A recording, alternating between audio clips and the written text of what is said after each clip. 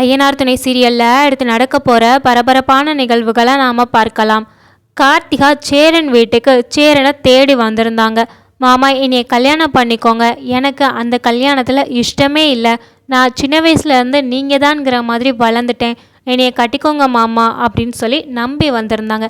ஆனால் நம்ம சேரனோ நம்பி வந்த கார்த்திகாவை, இல்லை கார்த்திகா, உன் வாழ்க்கை முறைக்கும் என் வீட்டுக்கும் சம்மந்தமே கிடையாது, நீ ஒரு வசதியான வீட்டில் வாழ வேண்டிய பொண்ணு, தயவு செஞ்சு இங்கேருந்து கிளம்பிரு அப்படின்னு சொல்லி அட்வைஸ் பண்ணி அனுப்பி வைக்கிறாங்க. தான் நம்பி வந்த ஒருத்தங்க இந்த மாதிரி சொல்லும்போது நம்ம கார்த்திகாவுக்கு சுத்தமாக நம்பிக்கை போயிடுது. சரி மாமா, இப்போ என்ன உங்களுக்கு, நான் அந்த கல்யாணம் தானே பண்ணிக்கணும், நான் பண்ணிக்கிறேன், நான் கல்யாணம் பண்ணிக்கிட்டா நீங்கள் சந்தோஷமாக தானே இருப்பீங்க அப்படின்னு சொல்லி கார்த்திகா கேட்குறாங்க. அதுக்கு நம்ம சேரனும் மனசை கல்லாக்கிக்கிட்டு, ஆமாம் கார்த்திகா, நீ கல்யாணம் பண்ணிக்கோ, நான் நல்லா தான் இருப்பேன் அப்படின்னு சொல்லி வழி அனுப்பி வைக்கிறாங்க. இதில் யாருக்கு சந்தோஷமோ இல்லையோ, கார்த்திகாவோட அம்மா அப்பாவுக்கு ரொம்பவே சந்தோஷம். ரொம்பவே நன்றிப்பா அப்படின்னு சொல்லிட்டு நம்ம கார்த்திகாவை கூட்டிகிட்டு போகிறாங்க. மறுநாள் காலையில் கல்யாணமும் தடபடலாம் நடந்து முடியுது.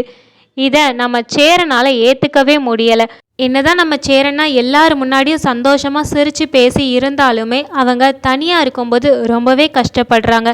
சேரன்னா அவங்கள தவிர மீதி எல்லாரையும் பற்றி யோசிக்கிறாங்க. ஏன்னா கார்த்திகா கண்டிப்பாக இந்த வீட்டுக்கு வந்தால் ஏதாவது ஒரு பிரச்சனை வரதான் செஞ்சுருக்கும். அது மட்டும் இல்லாமல் கார்த்திகா நல்லா வாழுவாங்களான்னு கேட்டால் அதுவுமே டவுட்டு தான். அதனால தான் நம்ம சேரனை இப்படி பேசி கார்த்திகாவை அனுப்பிட்டாங்க. ஆனால் இது எந்த அளவுக்கு நல்லதுன்னு சத்தியமாக தெரியலை. மறுநாள் காலையில் பொண்ணும் மாப்பிள்ளையும் தாலி கட்டிட்டு வீட்டுக்கு வராங்க மண்டபத்தில் இருந்து. அந்த சமயம் பார்த்து நம்ம சேரனை கார்த்திகாவை வீட்டை தாண்டி வராங்க. அப்போது கார்த்திகாவை மணப்பெண் கோலத்தில் பார்த்ததுமே நம்ம சேரனால் தாங்கிக்கவே முடியலை. வீட்டுக்கு வந்ததுமே நம்ம நிலா கிட்ட சொல்லி ரொம்பவே அழுகிறாங்க. இதை பார்த்ததுமே நிலா, சரி அண்ணா, இப்போ என்ன பண்ண, நீங்கள் தானே அனுப்பி வச்சிங்க, அப்போ உங்களுக்கு புரியலையா, கார்த்திகா உங்களை தேடி தானே வந்திருந்தாங்க, அப்போ ஏன் நீங்கள் ஏற்றுக்கல அப்படின்னு சொல்லி நிலா கேட்குறாங்க. அதுக்கு நம்ம சேரணும், இல்லைப்பா, அவன் நல்லா வாழ வேண்டிய பொண்ணு, இந்த வீட்டை பற்றி எல்லாருமே எப்படி பேசுகிறாங்கன்னு உனக்கே தெரியும், அப்படி இருக்கும்போது அவளை இந்த வீட்டில் கொண்டாந்து எனக்கு வாழ வைக்க விருப்பம் இல்லை, அவள் நல்லா இருக்கட்டும், எங்கே இருந்தாலும் நல்லா இருக்கட்டும். இதை நம்ம சேரன் சொன்னதுமே நம்ம நிலா, ஏன்னா அப்போ அழுகிறீங்க, வேண்டாம் விடுங்க அப்படின்னு சொல்லி சொல்கிறாங்க. இல்லை நிலா, எனக்கு மனசே கேட்கல, அவள் எனக்குன்னு இருந்திருந்தா, நான் உண்மையிலே ஒரு நல்ல நிலைமையில் இருந்திருந்தா கார்த்திகாவை நானே கூட்டிகிட்டு வந்திருப்பேன். ஆனால் நம்ம வீட்டை பார்த்தியா, அந்த ஒரே ஒரு காரணத்துக்காக தான் நான் அவளை விட்டு கொடுத்துட்டேன், அவள் நல்லா இருக்கணும்னு தான் நானும் ஆசைப்படுறேன் அப்படின்னு சொல்கிறாங்க. சரி அண்ணா, நீங்கள் செஞ்சது செஞ்சாச்சு, இதுக்கு மேலே நீங்கள் வருத்தப்பட வேண்டாம், நீங்கள் எல்லாத்தையுமே மறந்துட்டு நார்மலாக இருங்க, அது போதும். இப்போ என்ன, அவங்களுக்கு நல்ல இடத்துல கல்யாணம் முடிஞ்சிடுச்சு, அவங்க நல்லா தான் இருப்பாங்க, இனிமேல் நீங்கள் உங்கள் லைஃப்பை பாருங்கள் அப்படின்னு சொல்லி தேத்துறாங்க.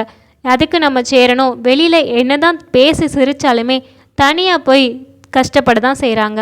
அது நிலா, சோழன், பாண்டியன், பல்லவன் எல்லாருக்குமே தெரிய தான் செய்யுது நம்ம சேரனை பற்றி. சரி, கொஞ்ச நாள் விட்டால் அவங்களே சரியாயிடுவாங்க அப்படின்னு சொல்லி நினைக்கிறாங்க.